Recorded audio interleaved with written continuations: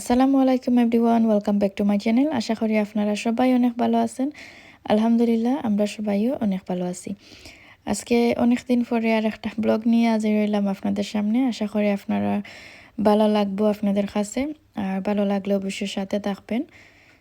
আর Facebook page থেকে যারা আমার ভিডিও দেখতেছেন অবশ্যই আমার ফেসবুক পেজটি ফলো করবেন, আর ইউটিউব থেকে যারা দেখতেছেন অবশ্য আমার ইউটিউব চ্যানেলটা সাবস্ক্রাইব করবেন যদি ভিডিও ভালো লাগে থাকে। বাচ্চাদের ব্রেকফাস্ট দিয়ে দিচ্ছি।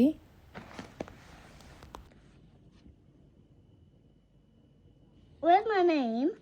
That's not your name. Name Laksina Maikuna. Name honey. Why you should write your name? Where the 100? You have to count it. There is more than 100. 1, 2, 3, 4, 5, 6, 7, 8, 9, 10, 11, 12, 13, 14, 15, 15, 16, 17, 18, 19, 20. This one. Here, that's your one. See, down to the. Do it like Isa. Can do anywhere. Yeah. Yes, that. Yes. It can do that one anywhere. The hunting name is anywhere. বাচ্চাদের drawing book দিয়ে busy রেখে চলে এসেছি। এবার আপনাদের সাথে share করব যে টুনা কাবাবটা।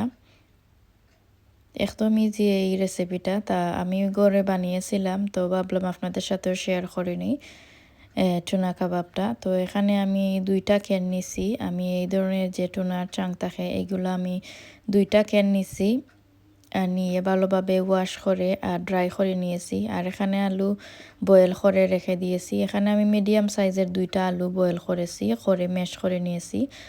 আর কোরিয়ান্ডার কেটে রেখেছি। আর এখানে নিয়েছি বাজার থেকে কিনা ফেস বেরেস্তা সামান্য নিয়েছি, আর এটা আমি ঘরে বানিয়েছি ফেস বেরেস্তা। আর এখানে নিয়েছি শুকনা মরিচ কেটে নিয়েছি, অ্যান্ড গ্রিন চিলিটাও কেটে নিয়েছি। তো এবার বানানোটা শুরু করে দিব।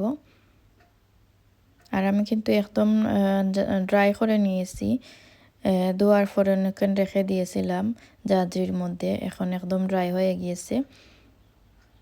এবার আমি আলুগুলো অ্যাড করে দিব। আর ট্রাই করবেন ফ্রেশ কোরিয়ান্ডার পাতা অ্যাড করতে, তাহলে কিন্তু একটা ভালো যে একটা স্মেল আসে, তখন কিন্তু খেতে আরও একটু বেশি টেস্টি লাগে। তো আমি একদম ফ্রেশ কোরিয়ান্ডার ইউজ করেছি। আর এই তো যা কিছু ইনগ্রিডিয়েন্টস দেখালাম সব কিছু এখন আমি দিয়ে দিব। আর এরপরে মশলা অ্যাড করে নিব। এখানে আমি সামান্য একদম অল্প দেখতে পারতেছেন আমি নিয়েছি হলুদের পাউডার, আর দিয়েছি ধনিয়া পাউডার, এখানে দিব জিরার গুঁড়া আর গরম মশলার পাউডার। আর এখানে সামান্য কাবাবের মশলাও দিয়েছি, মানে কাবাবের যে রেডি পাউডারটা এটা দিয়েছি, আর আন্দাজ মতো লবণ। এবার হাত দিয়ে ভালোভাবে মাখিয়ে নিব।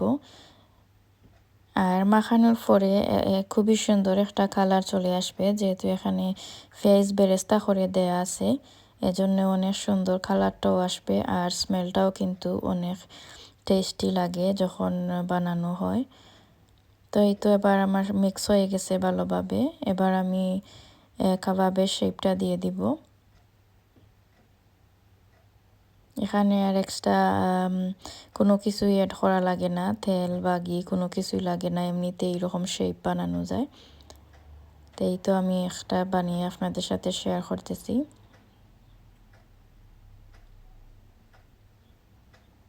এভাবে আমি বাকি সবগুলোও বানিয়ে নিব।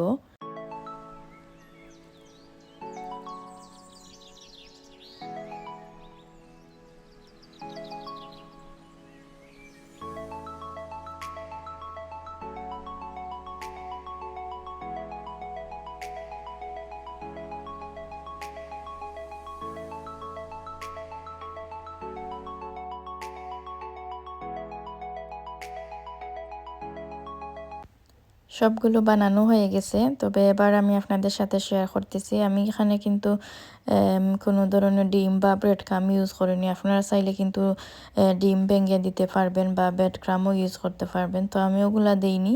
তো এখন আপনাদের সাথে শেয়ার করে নিচ্ছি। যখন আপনারা ফ্রাই করবেন তখন এভাবে একটা ডিমকে ভালোভাবে ফাটিয়ে নেবেন, তারপরে ডিমের মধ্যে চুবিয়ে তেল গরম করে ফ্রাই করে নেবেন। তো আমি এখানে 4টা শুধু আপনাদের সাথে শেয়ার করব বলে আমি শুধু ফ্রাই করতেছি আপনাদেরকে দেখানোর জন্য।